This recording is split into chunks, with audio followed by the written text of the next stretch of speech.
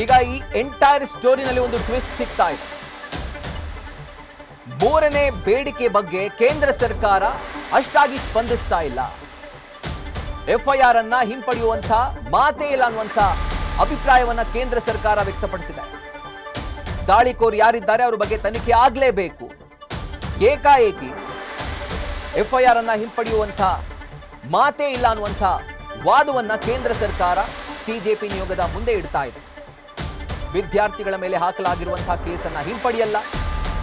ಈ ಒಂದು ಪ್ರತಿಭಟನೆಯಲ್ಲಿ ದೇಶ ವಿರೋಧಿ ಶಕ್ತಿಗಳು ಭಾಗಿಯಾಗಿರುವಂತಹ ಶಂಕೆ ಇದೆ. ಹೀಗಾಗಿ ಸಮಗ್ರ ತನಿಖೆ ಆಗಲೇಬೇಕು. ಯಾರೆಲ್ಲ ದಾಳಿಕೋರರಿದ್ದಾರೋ ಅವರ ಬಗ್ಗೆ, ಅವರ ಪೂರ್ವಾಪರ, ಅವರು ಎಲ್ಲಿಯವರು, ಯಾಕಾಗಿ ಬಂದಿದ್ರು, ಇದೆಲ್ಲದರ ಕುರಿತಾಗಿ ಒಂದು ಸಮಗ್ರ ತನಿಖೆ ಆಗಬೇಕು. ಅದಾದ ನಂತರ ವಾಪಸ್ ಪಡಿಬೇಕಾ ಬೇಡವಾ ಅದನ್ನು ನಾವು ಡಿಸೈಡ್ ಮಾಡ್ತೀವಿ ಅನ್ನುವಂಥ ಮಾತನ್ನ ಈಗ ಕೇಂದ್ರ ಸಚಿವರು ಸಿಜೆಪಿ ನಿಯೋಗಕ್ಕೆ ಹೇಳಿದ್ದಾರೆ ಅನ್ನುವಂಥ ಮಾಹಿತಿ ಲಭ್ಯವಾಗ್ತಾ ಇದೆ. ಕೇಂದ್ರ ಸರ್ಕಾರ ಹಾಗೆ ದೆಹಲಿ ಪೊಲೀಸರು ಕೂಡ ಈ ಒಂದು ಶಂಕೆಯನ್ನ ವ್ಯಕ್ತಪಡಿಸಿದ್ರು. ಕೇವಲ ನಮ್ಮ ದೇಶದ ವಿದ್ಯಾರ್ಥಿಗಳಷ್ಟೇ ಇಲ್ಲ, ಈ ಒಂದು ಪ್ರತಿಭಟನೆಯಲ್ಲಿ ದೇಶ ವಿರೋಧಿ ಶಕ್ತಿಗಳು ಕೂಡ ಅರಾಜಕತೆಯನ್ನ ಸೃಷ್ಟಿ ಮಾಡಲಿಕ್ಕೆ ವಿದ್ಯಾರ್ಥಿಗಳ ಸೋಗಿನಲ್ಲಿ ಬಂದು ದಾಳಿ ಮಾಡಿದ್ದಾರೆ.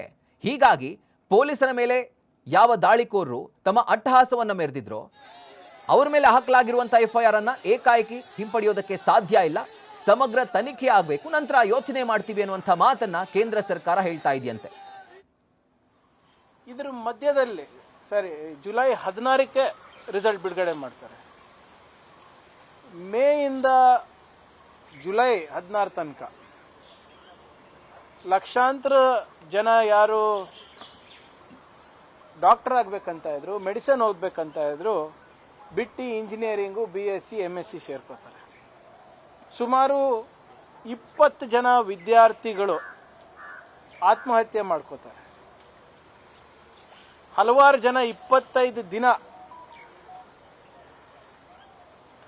ಹಂಗರ್ ಸ್ಟ್ರೈಕ್ ಮೇಲೆ ಕೂತ್ಕೋತಾರೆ, ಉಪವಾಸ ಸತ್ಯಾಗ್ರಹ ಮೇಲೆ ಕೂತ್ಕೋತಾರೆ. ಲಕ್ಷಾಂತರ ಜನ ಬೀದಿಗೆ ಇಳಿದು ಹೋರಾಟ ಮಾಡ್ತಾರೆ. ಲಕ್ಷಾಂತರ ಜನ ಜಂತರ್ ಮಂತರ್ನಲ್ಲಿ ಸೇರ್ತಾರೆ. ಈ ಮಧ್ಯದಲ್ಲಿ ಇದೇ ಬಿಜೆಪಿ ಸರ್ಕಾರದವರು, ಮಂತ್ರಿಗಳು, MP ಗಳು, MLAಗಳು, ಅವ್ರ ಎಂಟೈರ್ ಎಕೋಸಿಸ್ಟಮ್ ಯಾರಿದ್ದಾರೆ ಈ ವಿದ್ಯಾರ್ಥಿಗಳಿಗೆ ದೇಶದ್ರೋಹಿ ಅಂತ ಹೇಳ್ತಾರೆ. ಅವ್ರು ಮಾಡ್ತಾ ಇರುವಂತ ಪ್ರತಿಭಟನೆಗೆ ವಿದೇಶದಿಂದ ದುಡ್ಡು ಬರ್ತಾ ಇದೆ ಅಂತ ಹೇಳ್ತಾರೆ. ಆಪೋಸಿಷನ್ ಇಂದ ದುಡ್ಡು ತಗೋತಾ ಇದ್ದಾರೆ ಅಂತ ಹೇಳ್ತಾರೆ. ಅಲ್ಲಿ ನೀರು ಕುಡಿದ್ರು ಕೂಡ ಅದು ಕೂಡ ಅಮೆರಿಕದಿಂದ ಬರ್ತದೆ, ಬಾಂಗ್ಲಾದೇಶದಿಂದ ಬರ್ತಾ ಇದೆ, ಪಾಕಿಸ್ತಾನದಿಂದ ಬರ್ತಾ ಇದೆ ಅಂತ ಹೇಳ್ತಾರೆ. ಇವ್ರ ಮೇಲೆ ಡೆಲ್ಲಿ ಪೊಲೀಸ್ ಅವರು ಹಲ್ಲೆ ಮಾಡ್ತಾರೆ, ಲಾಠಿ ಚಾರ್ಜ್ ಮಾಡ್ತಾರೆ, ಟಿಯರ್ ಗ್ಯಾಸ್ ಬಿಡ್ತಾರೆ. ಮನಸ್ಸಿಗೆ ಬಂದಂಗೆ ಅವರಿಗೆ ದೈಹಿಕವಾಗಿ ದಂಡ ಕೊಡ್ತಾರೆ, ಮಾನಸಿಕವಾಗಿ ದಂಡ ಕೊಡ್ತಾರೆ. ನೀವು ಸೋಷಿಯಲ್ ಮೀಡಿಯಾದಲ್ಲಿ ನೋಡಿದ್ರೆ ಇವೇ ಯಾರು ಬಿಜೆಪಿಯವರ ಫಾಲೋವರ್ಸ್ ಇರ್ಬೋದು, RSS ಅವರ ಫಾಲೋವರ್ಸ್ ಇರ್ಬೋದು, ಅವಾಚ್ಯಕ ಶಬ್ದದಲ್ಲಿ ನಿಂದಿಸ್ತಾರೆ. ಧರ್ಮದ್ರೋಹಿ, ದೇಶದ್ರೋಹಿ ಅಂತ ಕೂಡ ನಿಂದಿಸ್ತಾರೆ ಅವರು. ನಮ್ಮ ಬಿಜೆಪಿ ಕರ್ನಾಟಕ ನಾಯಕರು ಕೂಡ ನಿನ್ನೆ ಏನ್ ಹೇಳ್ತಾರೆ, ಇವರೆಲ್ಲ ಕಾಕ್ರೋಚ್ಗಳಿದ್ದಾರೆ, ಹಿಟ್ ತಗೊಂಡು ಇವ್ರಿಗೆ ಸಾಯಿಸಬೇಕು ಅಂತ, ಮಾರ್ಕೆಟ್ ಇಂದ ಹಿಟ್ ತಗೋಬೇಕಂತ ಇವರಿಗೆ ಎಲಿಮಿನೇಟ್ ಮಾಡಬೇಕು ಅಂತ ಹೇಳ್ತಾರೆ. ನಾನು ನಿನ್ನೆ ಯಾಕೆ ಇವರಿಗೆ ಸಾಮಾನ್ಯ ಪ್ರಜ್ಞೆ ಇಲ್ಲ ಅಂತ ಹೇಳಿದೆ ನಮ್ಮ ಬಿಜೆಪಿ ನಾಯಕರಿಗೆ ಅಂದ್ರೆ, ಒಂದ್ ಕಡೆ ಇವರು ಕಾಕ್ರೋಚ್ ಅವರಂತ ಹೇಳ್ತಾರೆ, ದೇಶದ್ರೋಹಿ ಅಂತ ಹೇಳ್ತಾರೆ, ಇವ್ರು ಇರ್ರೆಲೆವೆಂಟ್ ಅಂತ ಹೇಳ್ತಾರೆ, ಇವ್ರಿಗೆ ಲೆಕ್ಕಕ್ಕೆ ತಗೋಬಾರ್ದು ಅಂತ ಹೇಳ್ತಾರೆ. ಆದ್ರೆ ಇವರ ಕೇಂದ್ರದ ನಾಯಕರು ಮೂರ್ ಸರಿ ಇವರಿಗೆ ನಿಗೋಸಿಯೇಷನ್ಸ್ ಕರೀತಾರೆ, ಮಾತುಕತೆ ಕರೀತಾರೆ. ಇವತ್ತು 3 ಸರಿ ಮಾತುಕತೆ ಆದ್ಮೇಲೆ, 3 ತಿಂಗಳು ಆದ್ಮೇಲೆ ಪ್ರಧಾನಮಂತ್ರಿಯವರು ನಿನ್ನೆ ಬಾಯಿ ಬಿಟ್ರು.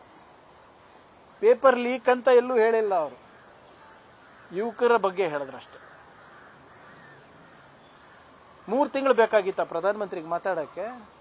ಆಮೇಲೆ ನಾನು ಹೇಳ್ದಂಗೆ ಮೇ 15ನೇ ತಾರೀಕು ಪೇಪರ್ ಲೀಕ್ ಆಯಿತು. ಇವ್ರು ರಾಜೀನಾಮೆ ಕೊಟ್ಟಿದ್ದು ಜುಲೈ 25ನೇ ತಾರೀಕು.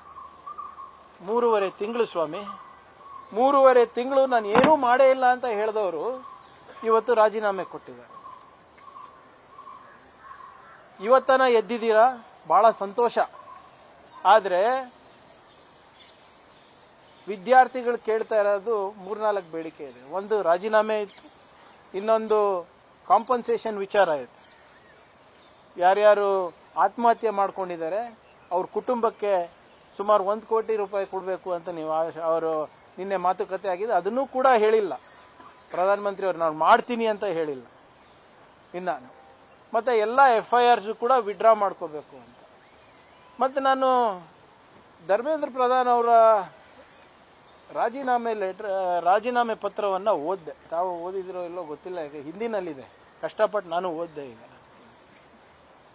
ಅವರ ಲ್ಯಾಂಗ್ವೇಜು, ಅವರ ಟೋನ್ ಆ್ಯಂಡ್ ಟೆನಾರ್ ಏನಿದೆ, ಅವರು ಬರೆದಿರೋ ರೀತಿ ಏನಿದೆ ಅಂದರೆ, ನೀವು ನೋಡಿ, ಜಂತರ್ ಮಂತರ್ ಪರ್ और देश में जो स्थिति बनी है, इस स्थिति का राष्ट्र विरोधी ताकतें लाभ ना उठाए, देश की एकता बनी रहे ಅಂತ ಹೇಳ್ತಾರೆ. ಅಂದರೆ ನಾನು ರಾಜೀನಾಮೆ ಕೊಡ್ತಾ ಇರೋದು, ನಾನು ಪೇಪರ್ ಲೀಕಿಗೆ ಜವಾಬ್ದಾರಿ ತಗೊಂಡು ಕೊಡ್ತಾ ಇಲ್ಲ. ನಾನು ದೇಶ ವಿರೋಧಿ ಶಕ್ತಿಗಳು ಒಂದಾಗಬಾರ್ದು,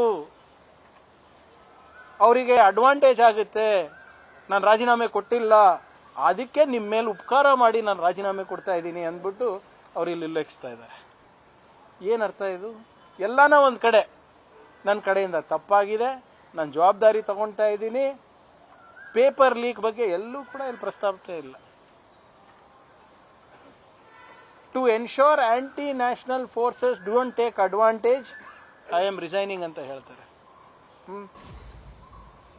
ಅದೇ ನಿಟ್ಟಿನಲ್ಲಿ ನಿನ್ನೆ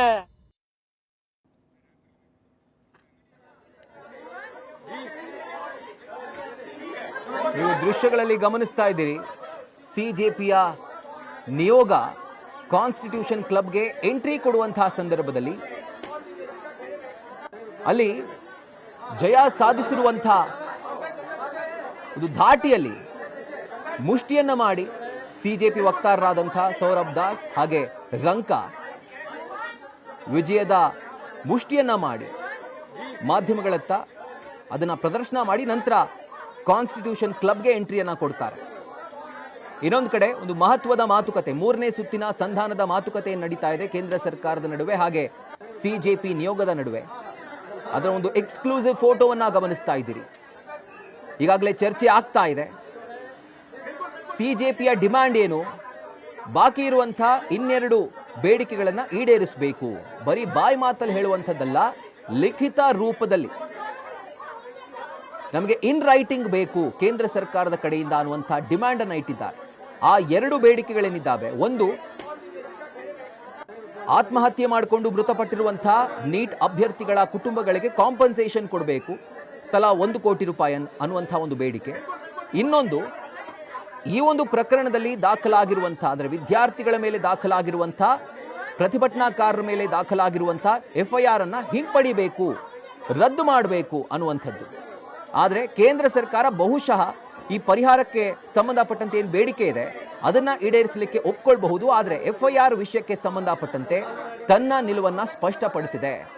ಕಂಪ್ಲೀಟ್ FIR ಅನ್ನ ಹಿಂಪಡೆಯೋದಕ್ಕೆ ಸಾಧ್ಯ ಇಲ್ಲ ಅನ್ನುವಂಥ ಮಾತನ್ನ ಕೇಂದ್ರ ಸರ್ಕಾರದ ಪ್ರತಿನಿಧಿಗಳಾಗಿ ಆಗಮಿಸಿರುವಂತಹ ಕೇಂದ್ರ ಸಚಿವ JP ನಡ್ಡಾ ಹಾಗೆ ಜಿತೇಂದ್ರ ಸಿಂಗ್ ಕಾಕ್ರೋಚ್ ಜನತಾ ಪಾರ್ಟಿಯ ಮುಂದೆ ತಮ್ಮ ಅಭಿಪ್ರಾಯವನ್ನ, ತಮ್ಮ ಮಾತನ್ನ ವ್ಯಕ್ತಪಡಿಸಿದ್ದಾರೆ.